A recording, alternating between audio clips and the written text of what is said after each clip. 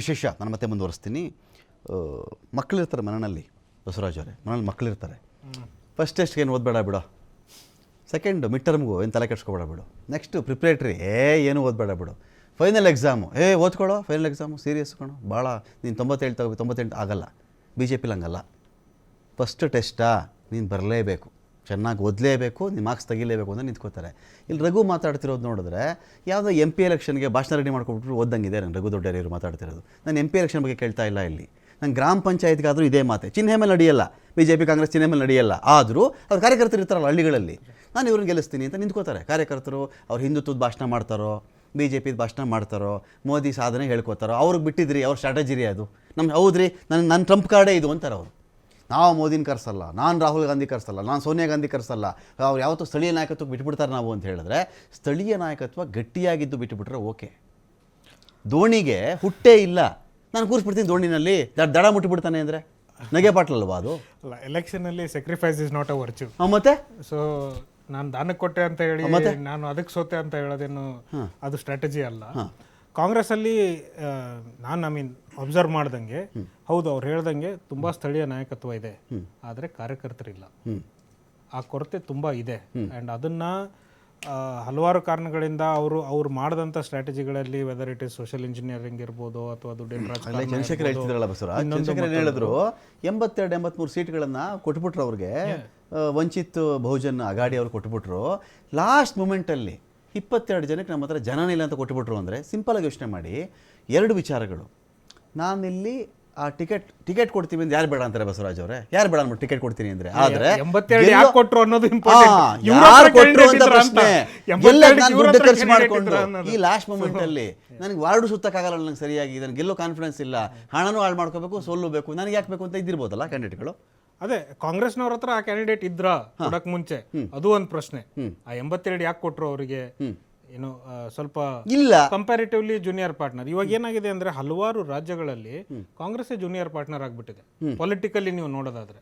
Right? ಯಾಕಂದ್ರೆ ಅದು decimation ಒಂದು, ಮತ್ತೆ ಕಾರ್ಯಕರ್ತರ base it is become reduced and ಅವ್ರು ಒಂಥರ ಫೈನಾನ್ಷಿಯಲ್ ಟ್ರಾನ್ಸಾಕ್ಷನ್ ಆಗ್ಬಿಟ್ಟಿದೆ.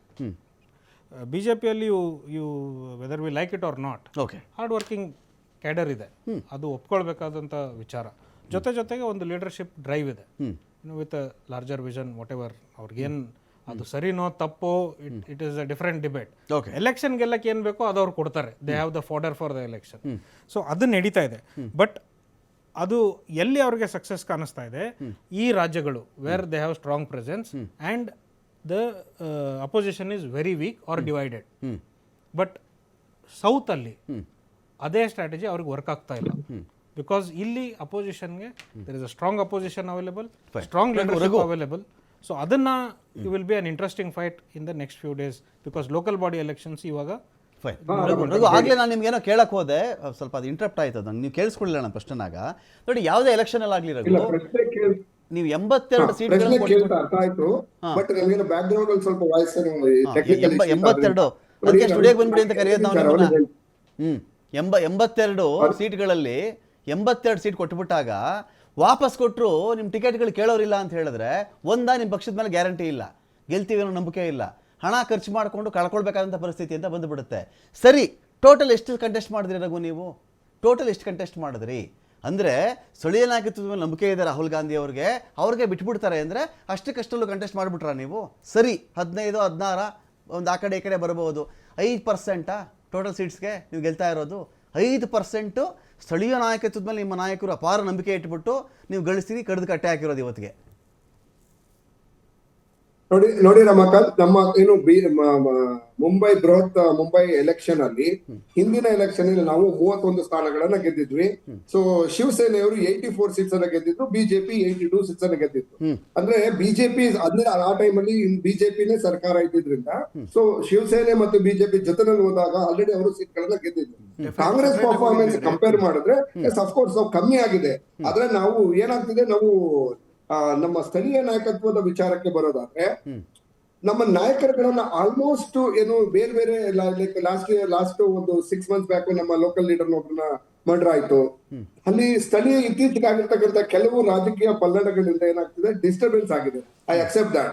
ಬಟ್ ನಿಜವಾಗ್ಲೂ ಯಾಕೆ ಚುನಾವಣೆ ಸೋಲ್ತಿದೀವಿ ಅಂತ ಹೇಳಿದ್ರೆ, ಒಂದು ಹೇಳಿದ್ರೆ ಈ ಬಹುತೇಕ ಚುನಾವಣೆಗಳು ಯಾವಾಗ್ಲೂ ಲೋಕಲ್ ಬಾಡಿ ಎಲೆಕ್ಷನ್ಗಳು ನಡೆದಾಗ ಸಾಮಾನ್ಯವಾಗಿ ಯಾವ ಸರ್ಕಾರ ಅಧಿಕಾರದಲ್ಲಿರ್ತದೆ, ಯಾವ ಪಕ್ಷ ಅಧಿಕಾರದಲ್ಲಿರ್ತದೆ, ಆ ಪಕ್ಷ ಸಾಮಾನ್ಯವಾಗಿ ಅಧಿಕಾರದಲ್ಲಿ ಗೆಲ್ಲುವಂತ ಸಾಧ್ಯತೆಗಳು ಜಾಸ್ತಿ ಇರ್ತದೆ. ಈ ಬೆಂಗಳೂರಲ್ಲಿ ಗೆದ್ದಿರೋ ನಿಮಗೆ ಈಗ ಐದು ಪಾಲಿಕೆ ಚುನಾವಣೆ ಬೆಂಗಳೂರಲ್ಲಿ ನಿಮಗೆ ಪಾಸಿಟಿವ್ ಇದೆಯಾ? ಸ್ಥಾನಗಳನ್ನು ಗೆದ್ದಿತ್ತು.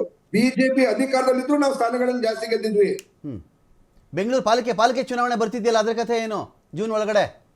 ಬೆಂಗಳೂರಲ್ಲಿ 5ರಲ್ಲಿ 4 ಗೆಲ್ತೇವೆ ನಾವು. 4 ಕಾರ್ಪೊರೇಷನ್ಸ್ ಗಳಿದೆ, 4 ಗೆಲ್ತೇವೆ. ಯಾಕೆ ಅಂದ್ರೆ ಬಿಜೆಪಿ ಅವರ ಲೈಫ್ ಅಲ್ಲಿ ಯಾವತ್ತೂ ಕರ್ನಾಟಕದಲ್ಲೂ ಅಧಿಕಾರಕ್ಕೆ ಬಂದಿಲ್ಲ, ಬೆಂಗಳೂರು ಅಧಿಕಾರಕ್ಕೆ ಬಂದಿಲ್ಲ, ಬರೋದು ಇಲ್ಲ. ಸೊ ಕಾಂಗ್ರೆಸ್ ಸರ್ಕಾರ ಮಾನ್ಯ ಡಿ.ಕೆ. ಶಿವಕುಮಾರ್ ಅವರ ನೇತೃತ್ವದಲ್ಲಿ ಸರಿಸುಮಾರು 1.5 ಲಕ್ಷ ಕೋಟಿಯಷ್ಟು ಅಭಿವೃದ್ಧಿ ಕೆಲಸಗಳನ್ನ ನಾವು ಆಲ್ರೆಡಿ ಆರಂಭ ಮಾಡಿದ್ದೇವೆ. ಬೆಂಗಳೂರಿನಲ್ಲಿರ್ತಕ್ಕಂಥ ಸಮಸ್ಯೆಗಳನ್ನ, ಹಲವು ಕಸದ ಸಮಸ್ಯೆಯನ್ನ ಬಗೆಹರಿಸ್ತಾ ಇದ್ದೇವೆ. ಇಲ್ಲಿರ್ತಕ್ಕಂಥ ಏನು ಓಸಿ ಸಮಸ್ಯೆಗಳನ್ನ ಬಗೆಹರಿಸಿದ್ದೇವೆ. ಈಗೇನು ಬಿ ಖಾತವನ್ನ ಎ ಖಾತೆ ಮಾಡಿದ್ದೇವೆ. ಅಂದ್ರೆ ಬೆಂಗಳೂರಿನ ನಾಗರಿಕ ಅತ್ಯುತ್ತಮ 7 ಲಕ್ಷ ಕೊಡ್ಬೇಕಾದಕ್ಕೆ ಬಿ ಇಂದ ಎ ಖಾತೆ ಆಗ್ಬೇಕು ಅಂದ್ರೆ 7 ಲಕ್ಷ. ಏನ್ ಹೇಳಿ? ಎಷ್ಟು ಲಕ್ಷ ಕೊಡ್ಬೇಕು ಬಿ ಖಾತೆಯಿಂದ ಎ ಖಾತೆ ಆಗ್ಬೇಕು ಅಂದ್ರೆ? ಈ ಡೆವಲಪ್ಮೆಂಟ್ ಫೀಸ್ ಅನ್ನ ಕಟ್ಟಲೇಬೇಕಾಗ್ತದೆ. ಅರ್ಜಿದಾರರೇ ಬರ್ಲಿಲ್ವಲ್ರಿ ಅದಕ್ಕೆ ಎಷ್ಟು ಅರ್ಜಿ ಬಂದಿದೆ ಹೇಳ ರಘು?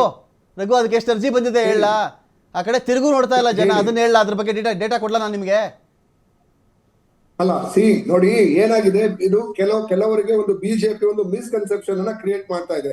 ಏನು ಅಂತ ಹೇಳಿದ್ರೆ, ನೀವು ಬಿ ಖಾತೆಯಿಂದ ಎ ಖಾತೆಗೆ ಹೋಗ್ಬಿಟ್ರೆ ನಿಮ್ಗೆ ಟ್ಯಾಕ್ಸ್ ಜಾಸ್ತಿ ಆಗ್ತದೆ ಅಂತ ಹೇಳಿ ಒಂದು ವಿಚಾರವನ್ನ ದಯವಿಟ್ಟು ಅರ್ಥ ಮಾಡ್ಕೊಳ್ಬೇಕು. ಕಾಂಗ್ರೆಸ್ ಸರ್ಕಾರ ಬಂದ ಮೇಲೆ ಒಂದು ಜಮೀನಿಗೆ ಲೋನ್ ಕೊಡುವಂತ ಕೆಲಸವನ್ನ ನಾವು ಮಾಡಿಸಿದ್ದೇವೆ. ಯಾವ ಪ್ರಾಪರ್ಟಿಗೆ ಒಂದು ವ್ಯಾಲ್ಯೂ ಇಲ್ದಿರ್ತಕ್ಕಂಥ ಪ್ರಾಪರ್ಟಿಗೆ ನಾವು ಎ ಖಾತವನ್ನ ಮಾಡಿ ಆ ಪ್ರಾಪರ್ಟಿಗೆ ಲೋನ್ ಅನ್ನ ಕೊಟ್ಟು ಮನೆ ಕಟ್ಸ್ಕೊಳ್ಳುವಂತ ಕೆಲಸವನ್ನ ನಾವು ಮಾಡಿದ್ದೇವೆ. ಅದೇ ಬಿಜೆಪಿ ಸರ್ಕಾರ